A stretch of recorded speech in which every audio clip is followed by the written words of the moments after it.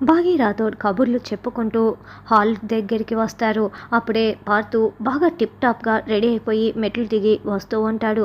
ఏంటి పార్థు, పొద్దు పొద్దున్నే ఇంతలా రెడీ అయిపోయావు, ఎక్కడికైనా వెళ్తున్నావా అని అమర్ అడగటంతో మనుతో బయటికి వెళ్తున్నా అమర్ అని పార్థు సిగ్గుపడుతూ చెప్తూ ఉంటే బాగి రాథోడ్ సంతోషంగా చూస్తూ ఉంటారు. మనోహరి, నువ్వు ఇద్దరు ఇలా టైం స్పెండ్ చేయటం మంచిదే పార్థు, మీ ఇద్దరి మధ్య ఒక మంచి అండర్స్టాండింగ్ వస్తుంది అని అమర్ చెప్తాడు. అప్పుడే మనోహరి కూడా బాగా రెడీ అయిపోయి అక్కడికి వస్తుంది. మనోహరి, పార్థుతో బయటికి వెళ్తున్నావంట, కంగ్రాట్స్, పెళ్ళికి ముందు ఇలా టైం స్పెండ్ చేయటం మీ ఇద్దరికీ మంచిదే అని అమర్ చెప్తుంటే ఎన్నో పెళ్ళి సార్ అని రాథోడ్ నోరు జారేస్తాడు.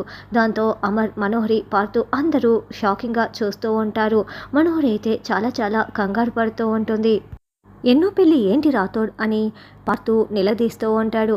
మనోహరి గారికి ఇది రెండో పెళ్ళి పార్థు గారు అని బాగి చెప్తుంది. బాగి కూడా అలా చెప్పటంతో అమర్, పార్థు, మనోహరి మరింత టెన్షన్ పడుతూ షాకింగ్గా ఉంటారు. మరి బాగి ఎలా మాట మార్చేస్తుందన్నది రానున్న ఎపిసోడ్లో తెలుసుకుందాం.